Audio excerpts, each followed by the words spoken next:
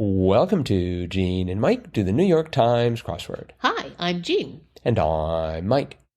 And today we are doing the crossword for Wednesday, March 12th, 2025. So, did you do the crossword? I did do the crossword. And did you find it to be a real cut-up? A cut-up? I see where you're going with that. Mm-hmm. Yes, I did. Please tell me where I'm going with that. I would like to know. Well, the theme involved doing some slicing and dicing, I guess. Yes. So, yep. But only in a virtual magic sense. No people were actually harmed by the creation of this crossword. That is correct. Unless Shandy Dietmar and Kate Hawkins, the authors of this crossword, perhaps developed carpal tunnel syndrome. Oh, let's hope not. I would be very surprised if they did. Mm-hmm. But yes, the theme really sort of stands out here. It does. I mean, the grid does look very different. It is symmetrical, but there's a lot of vertical black squares needed, of course, for the theme. Right. So yeah, makes it look a little different. You want to talk about the theme since we're already talking about the theme? Okay. Well, the theme included, I guess, actually 6 clues because there were, within those 6 answers to the clues, shaded squares. And they were either to the right or the left of a black square. And so we had sort of like 3 sets of them with one word on each side, one answer on each side. And the end of the answer to the left, the squares were grayed, and the squares were grayed at the beginning of the answer to the right. So the first one was 17 and 18 across. 17 across was Greek goddess whose namesake NASA mission plans to land the first female astronaut on the moon. And that was Artemis. Mm-hmm. I did not know that. But anyway, the MIS was shaded. And then next to that, 18 across, the first 3 letters were shaded. And the clue for that was folk song figure who is implored not to cry. And there are several. But the one they were referring to was Susanna. Oh, Susanna, don't you cry for me. Oh, Susanna, oh, don't you cry for me. Mm-hmm. Like that one? Yep. Okay. So anyway, so you had the MIS and the SUS of Susanna, which spells Mrs. If you were going to write out Mrs., that's how you do it, I guess. Okay, the next ones were 32 and 35 across. 32 across, the Wicked Witch of the West in Wicked was Elphaba, and the BA was shaded at the end. And then at the beginning of the 35 across, the first 2 letters were shaded, and the clue for that was a Grammy Album of the Year winner for 2024's Cowboy Carter. That was an easy one. Beyonce. And so the B and the E were shaded. So you had the BA and the BE, and of course together they spell babe. Babe. And then finally we had 52 and 54 across, 52 being kid-lit character with telekinetic abilities. And that was, of course, Matilda. And the DA were shaded at the end. And then the first 2 letters and the next one were shaded. And that was 54 across. Brand New Key Singer, 1971. Melanie, A Blast from the Past. So you had DA from Matilda, ME from Melanie, and that spells a dame. And the revealer clue was 58 across. Perform a classic magic trick that's depicted figuratively in this grid. And that was saw a woman in half. Yes. So you had Mrs., Babe, and Dame that were split in 2 by black squares. And they were sawn in half. And they were all, I guess, ways of addressing women. Mm-hmm. That is true. But beyond the theme, there were some very clever and interesting clues and answers. Some came right to me, but most of them I really kind of had to fight for.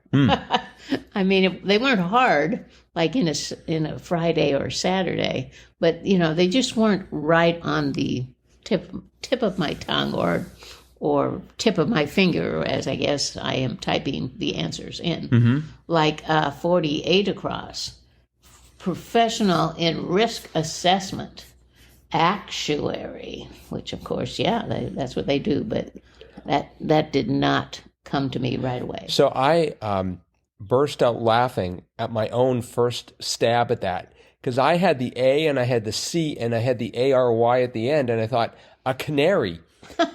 Because it would be a professional in risk assessment. You send the canary into the coal mine, and then you see if it comes back alive. Oh my! So I was very pleased to have a canary in there, and sort of disappointed that it ended up being actuary. Yes. Pretty prosaic in comparison, I think. What about 16 across? Cousin of a squadron. Platoon. Boy, at the time of night I was doing this, that word just was not there. Yes, I understand that feeling. And unfortunately, I had to get it from 8 down, and that also wasn't there. Part of the Hagia Sophia with a celebrated mosaic of Mary and Child. Yeah. And the answer was apse. Apse.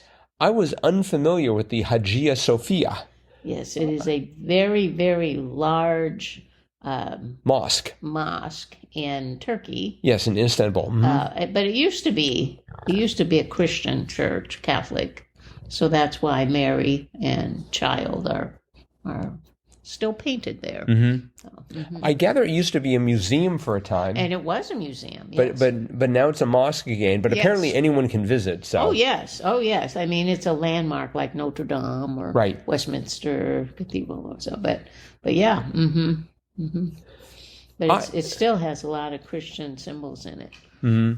I actually had trouble with the themed answers, like the 17 across, the Greek goddess whose namesake NASA mission plans to land the first female astronaut on the moon, Artemis. I've been listening to Mythos by Stephen Fry, and he's probably mentioned Artemis, 20 times, but I still wasn't sure. I feel fairly confident that it's going to be a very long time before NASA gets back to the moon at the rate that they are going. If I may be allowed to make an editorial aside here. Well, it's like, come on, NASA, get your act together. Let's hope there's no one from NASA that listens. I wonder if we have any. If you're a NASA administrator, I'd like to apologize for my last comment and drop us a line, crosswordpodcast@icloud.com. Also, the folk song figure who's implored not to cry, Suzanne, I wasn't sure about that. Who else did you think was in a folk song figure who cried? Or was implored not to? Oh, now you're putting me on the spot. Oh, I'm sorry. But you can get back to me tomorrow if you like. Okay. All right, well, we'll defer that argument. And 32 across, the Wicked Witch of the West in Wicked was Elphaba. I kept thinking it was like Elfie. In the book anyway, there were a variety of different names. And so eventually I got Elphaba. I had the elf part, but I wasn't sure where to go after that. That's just the way it goes. And then I guess I knew Beyonce. Well, good. I did not know Matilda was known for telekinetic abilities. Wasn't Matilda like the girl in the orphanage or something? No, that was Madeline. Well, pretty close. I mean, it looks like I got the first 5 letters right. For me, that's almost exactly right. No, Madeline, Madelin. Okay, I got the first 2 letters right. That's a start. Matilda was the little girl whose parents were kind of abusive, and she sort of fell in with her teacher. Miss Honey was her name, and she was very nice. And she tried to encourage Matilda. And Matilda was sort of left to raise herself. And she learned to walk to the library. And she read like every book in the library. And so she became this really brilliant student. And but then she also had sort of these telekinetic powers that she could, kind of move things around with a little twitch of her nose. So she was like a Jedi Knight? Sort of, yeah. Or a witch on Bewitched? Yeah, very much like that. Okay. And then the headmaster at her school was Miss Trunchbull, who was very mean and rather What's the good word for it? Obnoxious? Rude? No. Cruel? Cruel. She's Sadistic? Cruel. Sadistic. That's the word Okay. I was thinking of. Yes. I knew we'd get to it eventually. But Matilda got her in the end, so I won't reveal the plot there more than that. I'm highly impressed that you're able to deliver what is essentially a PhD dissertation on Matilda. I've read to my children, and we Wow. read Matilda. Uh-huh. So, but Must we be also went to see the movie Matilda. Okay. Oh, yes. And last week, Matilda dropped by. No, I don't know. Yeah, I had a little trouble in that area. 44 Down was the TV series whose name is shown on a vanity license plate in its opening sequence, L.A. Law. L.A. Law. But I had 43 across, Show Visible Disdain, and I had Scorn, which I realize now is incorrect. And so I had N.A. Law, and then I thought, well, maybe it's N.O. Law, like New Orleans Law. And then it would be, oh, canary, which might be what you said to the canary if it died. Oh, canary. So I had a little trouble there. I had to sort of clean it up, and eventually realized it was scowl. Yes, not scorn. That W was the end of 24 Down. Never, ever, ever. And I was thinking it was going to be no way. Me too. Oh, really? Okay. But it turned out to be no how. No how. Because I think the entire phrase is no way, no how. Yeah. Right? It's just sort of the abbreviation there. Yes. 2 Down was interesting. Kinsey scale rating for someone equally attracted to men and women, 3. Yeah. I'd like to know what scale that's on. Is that like on... It's on the Kinsey scale. It's on the Kinsey scale? Okay. It's not like, the when you're measuring earthquakes? No. Okay. That's the Richter The Richter scale? Okay. How about when you're measuring the hardness of minerals? Oh, that's on the mole scale? Mole scale or something like that. Okay, but this is the Kinsey scale. Yep. So I presume it goes from what, 0 to 6? I have no idea. Okay. But yeah, it must. If 3 is kind of in the middle, it seems like someone equally attracted to men and women. Well, I'd still like to know what the units are. Yeah, me too. So. Me too. We might have to look that up. Okay. Well, we'll add that to our burgeoning to-do list. 27 across was mysterious to me. Globular regalia. Orbs. Orbs, yes. I guess that's what? The ball at the end of a staff? No. It's a little ball that they hold in their hand. Who? The king or the queen. They are presented with an orb. It isn't an orb on a stick? No. Okay. That would be a scepter. It might have something on the end of it. Well, I mean, an orb is just something round. Yes. Right? But there's like the Royal ORB that is kind of this very decorative golden orb, and I think it has like a cross on the top of it. Okay. Sort of a Celtic cross. So they don't immediately like run to the rugby field and start playing with it? No. Or cricket field or something like that? Kind of ball. Okay. It's an orb. It's an orb. Got it. Yep. It should be in the show notes. An orb. An orb. Okay. I'll try and keep that in mind. Yep. Close to the orbs, we had 39 across. Someone with a burning desire, pyro. I like that clue. Yeah, that was very funny. Yes. 33 down, I had trouble with. 33 down was yoga pants fabric, and I put down latex, and because it started with an L, right. And that seemed. So I thought it was sort of promising, but it was lycra. Lycra, yes. I should have recognized lycra. It's a lightweight, stretchy fabric. Yes. Oh. And latex is kind of a rubbery type fabric. Right. I guess if you're doing yoga, you'd rather be in lycra than latex. I think so. I mean, latex, you just sort of like snap back into your previous position, I guess. Perhaps. 30 down sure gave me a pause there. 30 down. Classic arcade game in which characters can dunk at humanly impossible heights.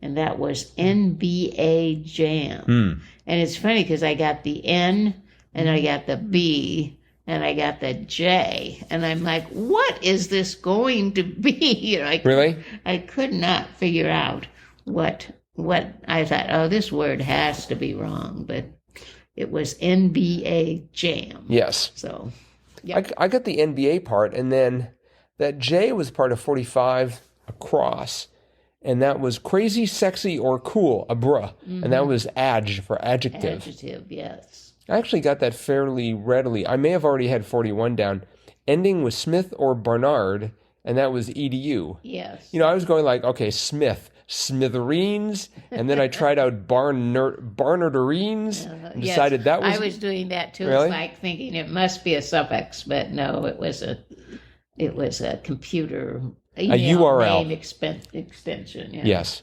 Edu. Yep. Yeah, you had to know your are those colleges, both of them? Yep. Okay. And is one of them for women only? Is that Smith?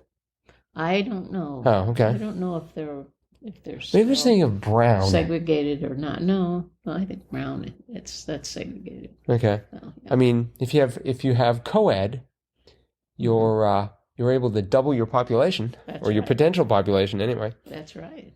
I like 54 down. Big eye tuna. Ahi. Yep.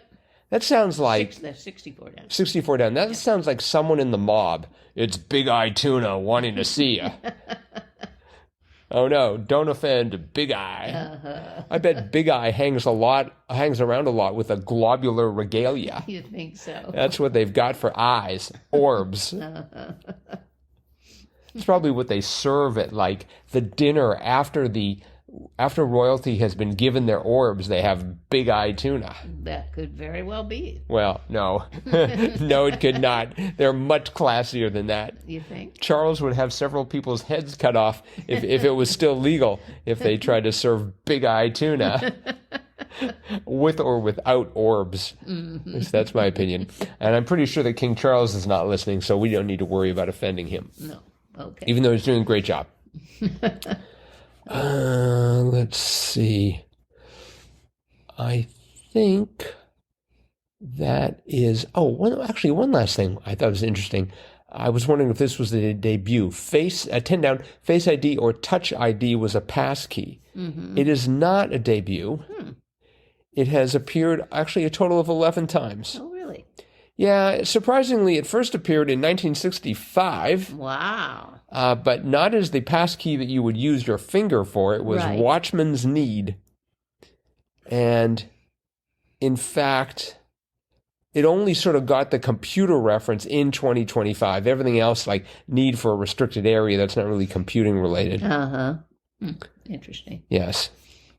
All right. Well, I think that is it for today. Okay. So again, this was a grand crossword by Shandy Dietmer and Kate Hawkins. Yep. Nice work.